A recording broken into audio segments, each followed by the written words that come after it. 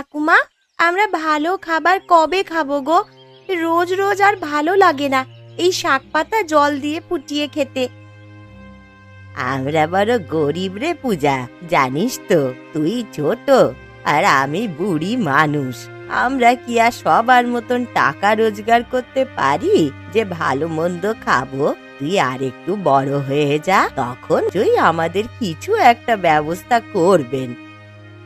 সত্যি আমাদের ভালো খাওয়ার ব্যবস্থা হবে? সবার ব্যবস্থা করে দেন।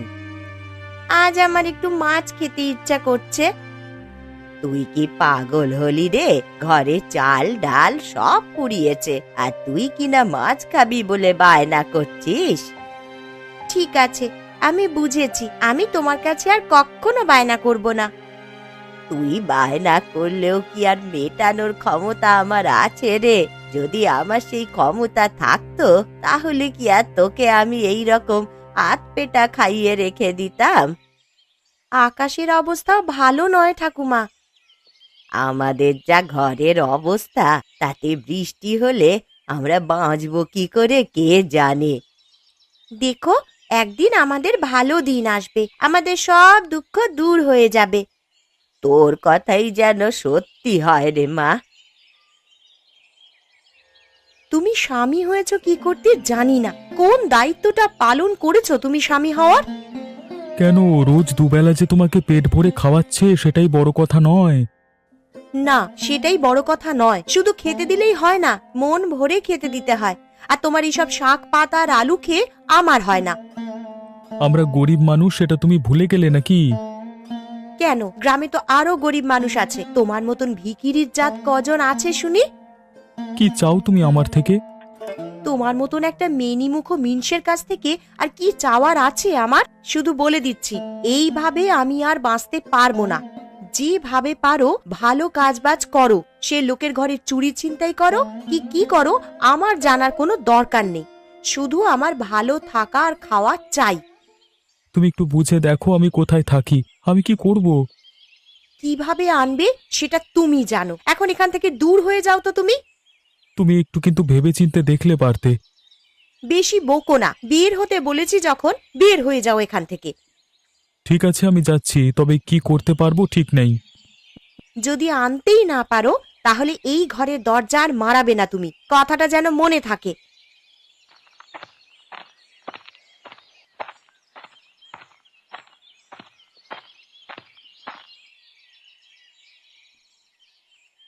কি গো, বেরোচ্ছ নাকি? হ্যাঁ গো, বেরোচ্ছি। আকাশের অবস্থা তো ভালো বুঝছি না। কালকে পরশু করে যদি বৃষ্টি এসে যায় মুশকিল হয়ে যাবে। তার আগে জমিটা একটু ঠিকঠাক করে রাখা দরকার। তাড়াতাড়ি চলে আসবে কিন্তু আজকে, আর আসার সময় একটু বাজার করে আনবে গো। কেন আজকে হঠাৎ বাজারের কথা বলছো কেন? দেখো, আজকাল তো আমাদের ভগবানের কৃপায় ভালোই সংসার চলছে, ওই একটু ভালো মন্দ খেতে ইচ্ছা করছিল। ঠিক আছে, একটু মাঠ থেকে তাড়াতাড়ি আসবার চেষ্টা করব। আসবার সময় যদি বাজারের মাছ থাকে তাহলে নিয়ে আসবো। ঠিক আছে, আমি তাহলে ভাত রান্না করে অপেক্ষা করে থাকবো, তুমি তাড়াতাড়ি আসবে কিন্তু। হ্যাঁ, আমি তাহলে তাড়াতাড়ি আসবো। বাজার হাট করে নিয়ে আসবো, কেমন? সে আর বলতে, তবে একটা কথা বলি তোমাকে, সংসার ভালো চললে সত্যি মন ভালো লাগে গো। সেটা তোমাকে দেখেই আমি বুঝতে পারি। ঠিক আছে, তুমি এখন তাড়াতাড়ি যাও, আর বেশি দেরি করো না। ঠিক আছে, আমি তাহলে আসি, কেমন?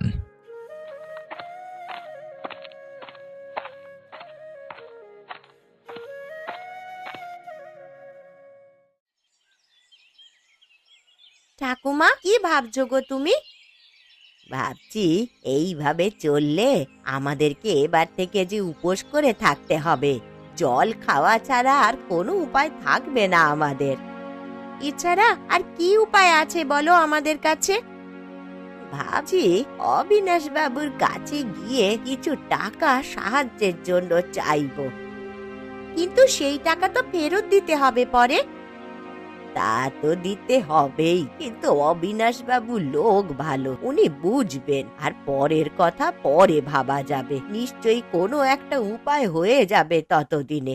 আপাতত না খেয়ে মরার থেকে কিছু টাকা ধার করে সংসার চালানোটা মঙ্গল। সে যাও, ক্ষতি নেই, কিন্তু এইভাবে আর কতদিন চলবে বলো তো আমাদের? যতদিন না ভগবান মুখ তুলে তাকাচ্ছেন ততদিন এইভাবেই চালাতে হবে মা। তোমার কি মনে হয় ঠাকুমা কোনোদিনও আমাদের ভালো দিন আসবে? নিশ্চয়ই আসবে মা, আমাদের ভালো দিন অবশ্যই আসবে। সেই দিনেরই অপেক্ষায় আছি গো, তাতে তোমাকে আর এই বুড়ি বয়সে চিন্তা করতে হয় না। ভালো দিন আসলে তুইও একটু সুখে শান্তিতে থাকতে পারিস রে মা। আমার কথা ভেবো না, আকাশের অবস্থাও ভালো না, যদি যাওয়ার হয় তাড়াতাড়ি যাও। হ্যাঁ রে মা, যাই আমি।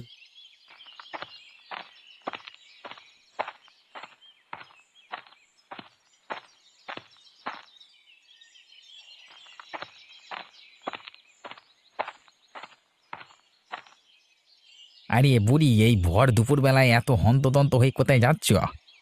তুমি আর কি বুঝবে বলো, গরিব মানুষের জ্বালা যদি বুঝতে। আরে যাচ্ছ কোথায় বলবে তো, যদি না বলো বুঝবো কি করে? যাচ্ছি কিছু টাকার জোগাড় করতে, ঘরে সংসার চালানোর টাকা নেই, আমাকে আর নাতনিটাকে উপবাস করতে হবে এরপর থেকে। হে, তা ভিখিরির মতো কোথায় যাওয়া হচ্ছে শুনি টাকা চাইতে? এই যাদের চেয়ে খাওয়া কপাল তারা তো চেয়েই বেড়াবে। দেখো ভাই, আমি গরিব মানুষ, তাই তুমি অপমান করতেই পারো, কিন্তু না চাওয়া ছাড়া যদি আমার কোনো গতি থাকতো তাহলে চাইতে যেতাম না। যাচ্ছি অবিনাশ বাবুর কাছে কিছু টাকা সাহায্য চাওয়ার জন্য। এই যাও তো, ভাগো এখান থেকে। ভিখিরির মতো টাকা চাইতে লজ্জা করে না তোমার? যত সব অকর্মা ভিখিরির জাত গ্রামে এসে জুটেছে, এদের জ্বালাতেই আর ভদ্রলোকেরা রাস্তাঘাটে চলতে পারবে না মাথা উঁচু করে। এই শোনো, তোমাকে একটা কথা বলি বুড়ি, অবিনাশবাবু তাদেরকে সাহায্য করেন যাদেরকে উনি পছন্দ করেন। এই তোমার মতো একটা বুড়িকে কেউ সাহায্য করবে না, বুঝলে? ভালো বলছি, চলে যাও, না হলে ভয়ানক অপমানিত হবে। এসব তুমি কি বলছো খগেন? আমি তো জানতাম তিনি খুব ভালো মানুষ। থাক, আর তোমাকে জানতে হবে না বেশি। তার কাছে যদি টাকা চাইতে যাও, দেখবে এমন অপমান করেছে যে এসে তোমার গলায় দড়ি দিতে ইচ্ছে করছে। তুমি এগুলো ঠিক কথা বলছো তো? তোমার কি মনে হয় ভুল কথা বলছি আমি? লজ্জা শরম যদি বেঁচে থাকে তাহলে যাও, ঘরে যাও। ঘরে গিয়ে না খেতে পেয়ে মরো, সেও ভালো। আর আমি তোমাকে যেতে দেবো না, যাও, আগে দূর হও। ঠিক আছে, ফিরে যাচ্ছি আমি।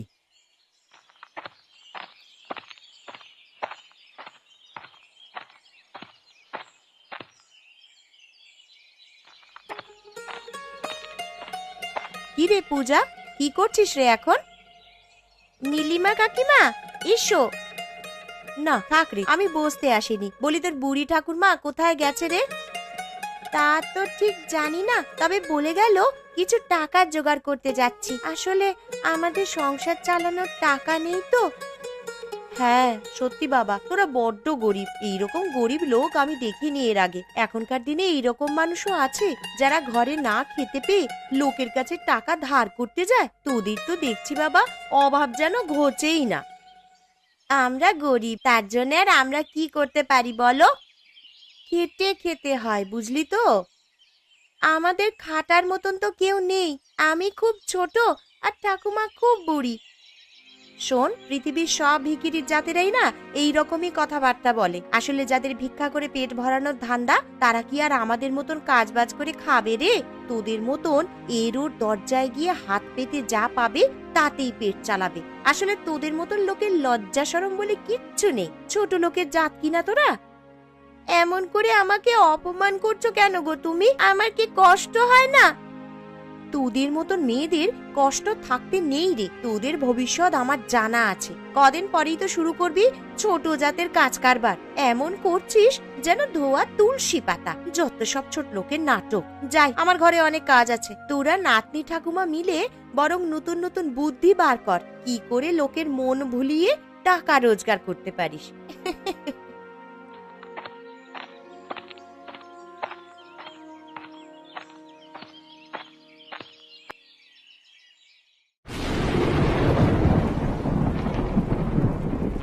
এবার কি হবে গো ঠাকুমা? এই তো বৃষ্টি এলো খুব জোরে, আমাদের যে ভাঙা ঘরে জল পড়তে শুরু করেছে। সেটাই তো ভাবছি রে, কি করে থাকবো এই বৃষ্টির সময়। দেখো, আমার একটুও কষ্ট হবে না, তুমি শুধু ঠিক করে থাকো। কি করে আর ঠিক করে থাকি বলতো? গরিব মানুষের পাশে বোধহয় ভগবানও থাকে না রে। কেন, কি হয়েছে ঠাকুমা? আজ অবিনাশ বাবুর কাছে টাকা চাইতে যাচ্ছিলাম, তা রাস্তায় খগেন আমাকে যা নয় তাই বলে অপমান করে ফিরিয়ে দিল। হ্যাঁ গো, নীলিমা কাকিমাও আমার বাড়িতে এসে যা নয় তাই করে অপমান করে গেছে। আমার কথাগুলো শুনে না খুব কষ্ট হচ্ছিল গো ঠাকুমা। আমরা গরিব মানুষ বলেই তো লোকে আজ অপমান করার সুযোগ পায় আমাদের। তবে দেখবে, আমার মনে হচ্ছে খুব তাড়াতাড়ি সব কিছু ঠিক হয়ে যাবে। কি যে আর ঠিক হবে কিছুই তো বুঝতে পারছি না রে। এখন বৃষ্টির এই কটা দিন কি করে যে থাকবো কে জানে।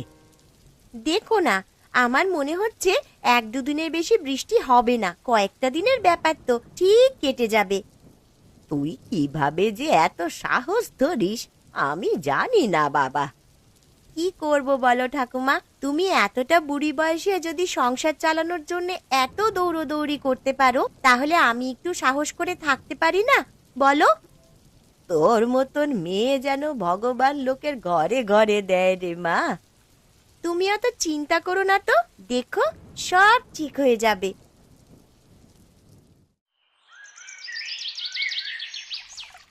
পূজা, ও পূজা, তাড়াতাড়ি করে বাইরে এসে দেখ রে। কি হয়েছে গো ঠাকুমা? ওরে দেখ রে দেখ পূজা, উঠানে কত চিংড়ি মাছ ভেসে এসেছে বৃষ্টিতে। ও মা, হ্যাঁ তাই তো, কত চিংড়ি মাছ গো ঠাকুমা! একসাথে এত চিংড়ি মাছ আমি এর আগে আর কখনো দেখিনি। তুই অনেক দিন ধরেই মাছ খাবি বলছিলিস না মা? এবারে তোকে আমি চিংড়ি মাছ ভাপা করে দেব, দেখবি চিংড়ি মাছ ভাপা খুব ভালো লাগে। সে তো চিংড়ি মাছ খাবই, কিন্তু আমার একটা বুদ্ধি আছে ঠাকুমা। সেই বুদ্ধিটা যদি কাজে লেগে যায়, তাহলে কিন্তু আমাদের সব দুঃখ দূর হয়ে যাবে। কি বুদ্ধি রে?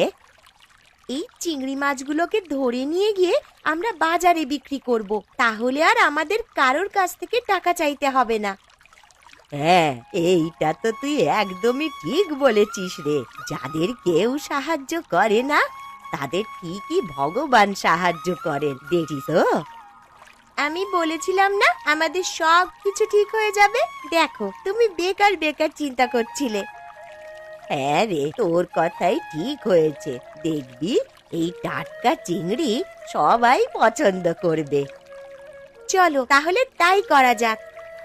হ্যাঁ রে, চল চল, চিংড়ি মাছগুলোকে বরং ধরে ফেলি। এইভাবেই বৃষ্টি চলতে থাকলে আরো অনেক চিংড়ি মাছ আসবে, দেখিস। আমাদের এই টাটকা চিংড়িগুলো সবাই কিনবে বল। দেখো না, এক্ষুনি লোক আসতে শুরু করবে। আরে ও বুড়িমা, এই বর্ষার সময় তোমরা কি বিক্রি করছো গো? নিয়ে যাও গোপাল কাকা, একেবারে টাটকা টাটকা চিংড়ি মাছ আছে। আরে তোমরা এতদিন একটা কাজের কাজ করেছো, বাহ! কতদিন ভালো চিংড়ি মাছ খাইনি। এই তোরা বিক্রি করতে শুরু করেছিস, এবারে বেশি করে চিংড়ি মাছ খাওয়া যাবে। নিয়ে যাও না গো, সস্তায় দেব চিংড়ি। হ্যাঁ, দিয়ে দাও তো একটু বেশি করে। এই নাও গোপাল, তোমার চিংড়ি মাছ। এই নাও, টাকাটা ধরো। আর সত্যি বলছি, তোমরা যে নিজের চেষ্টায় একটা কিছু করছো, এতে আমার সত্যি খুব ভালো লাগছে। তোমরা আরো এগিয়ে যাও, আরো ভালো করে ব্যবসা করো, এটাই আমি চাই। তোমাদের মতন ভালো মানুষেরা পাশে থাকলে তবেই হবে।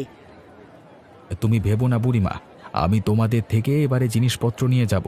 তোমাদের ব্যবহারও আমার খুব ভালো লেগেছে।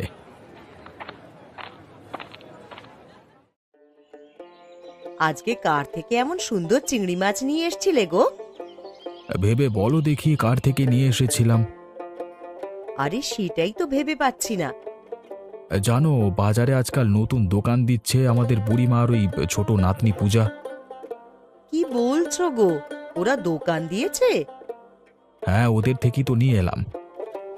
খুব ভালো করেছে গো, আমার শুনে খুব আনন্দ হয়েছে। এবার মনে হয় ওদের অভাবটা দূর হবে। এতদিনে একটা ভালো কাজ করেছে ওরা। এতদিন লোকের কাছে শুধু লাথি ঝাঁটা খেয়ে এসেছে ওরা। গরিব বলে গ্রামের কেউ ওদের সম্মান করতো না। সবাই অপমান করেছে এতদিন ওদের। আমিও সেটাই বলছি, লোকের কাছে হাত পেতে দিন চালানো যে কত কষ্টের, সেটা একমাত্র ওরাই বোঝে। তবে কি বলতো, যারা হিংসা করে তারা একদিন ঠিকই নিজের ভুলটা বুঝতে পারবে। সে বুঝতে পারুক আর না পারুক, তবে ওরা যেটা করেছে সেটা সৎ পথে মাথা উঁচু করে চলার জন্য আদর্শ। আমিও চাই ওদের উন্নতি হোক খুব। এবার থেকে তুমি ওদের থেকেই মাছ নিয়ে আসবে, কেমন? আমিও সেটাই বলে এসেছি ওদের। সেই জন্যই বলছি, দেখবে গরিব মানুষের সাহায্য করলে ভগবানও খুশি হবেন।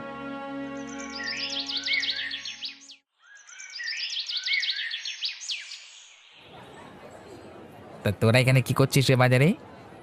কেন, দেখতে পাচ্ছ না আমরা মাছ বিক্রি করছি? কাকে জিজ্ঞেস করে মাছ বিক্রি করছিস তো না?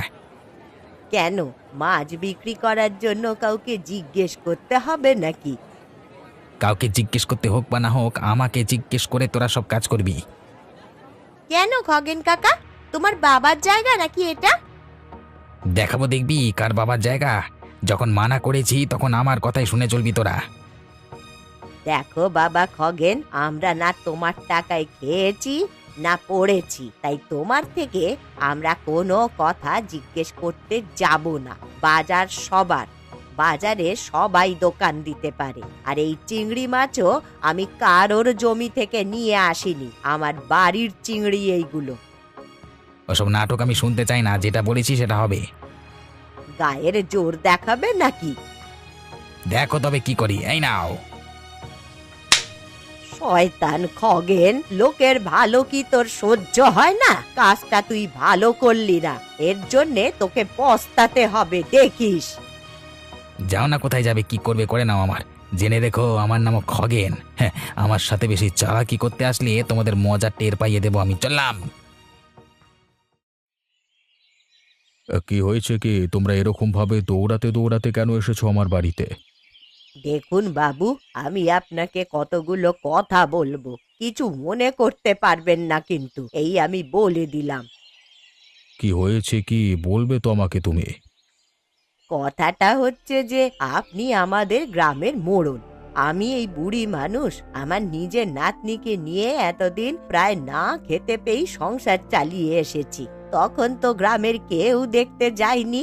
একদিন অভাবে পড়ে আপনার কাছে টাকাও চাইতে আসছিলাম, কিন্তু ওই খগেন আমাকে অপমান করে রাস্তা থেকেই তাড়িয়ে দিয়েছে। বৃষ্টিতে ঘরে জল পড়ছে, থাকতে পারছি না, কেউ তো দেখতে যায়নি আমাদের অবস্থা। কিন্তু আজ যখন আমাদের উঠোনে ভেসে আসা কতগুলো চিংড়ি মাছ ধরে নিয়ে আমরা বাজারে বিক্রি করতে গেলাম, তখন ওই খগেন এসে আমাদের সব মাছ উল্টে ফেলে দিয়েছে আর আমাদেরকে অপমানও করেছে। এও বলেছে যে আমাদের নাকি কোনো কাজ করতে হলে তার থেকে অনুমতি নিতে হবে। আপনি যদি এর বিহিত না করেন তাহলে আমি আর আমার নাতনি দুজনেই কিন্তু জলে ডুবে মরবো। দাঁড়াও দাঁড়াও, ওই খগেন শয়তানটার এত বার বেড়েছে, ওকে আমি ছাড়বো না। দেখুন না জেঠু, নীলিমা কাকিমা আমাদের বাড়িতে এসে আমাকে কত খারাপ খারাপ কথা বলে গেছে। শোনো, তোমাদের ভয় পাওয়ার কিছু নেই। বাজার কারোর বাপের সম্পত্তি নয়। আমি আজকেই ওর বাড়িতে গিয়ে একটা বিহিত করব। চলো তোমরা আমার সাথে। দরকার হলে ওদের গ্রাম থেকে তাড়িয়ে দেব। তোমরা যেমন দোকান দিয়েছিলে কাল থেকে সেরকমই দোকান দেবে, আর কেউ তোমাদের বিরক্ত করবে না। ধন্যবাদ বাবু, চলুন তাহলে।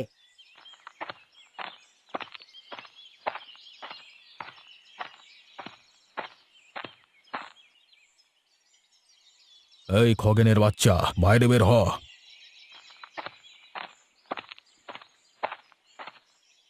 কি হয়েছে বাবু, কিছু হয়েছে নাকি? তুমি দাঁড়াও, আর খগেন কোথায়?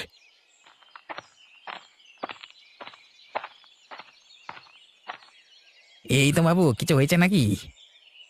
শোন খগেন, একটা কথা তোকে বলে সাবধান করে দিচ্ছি।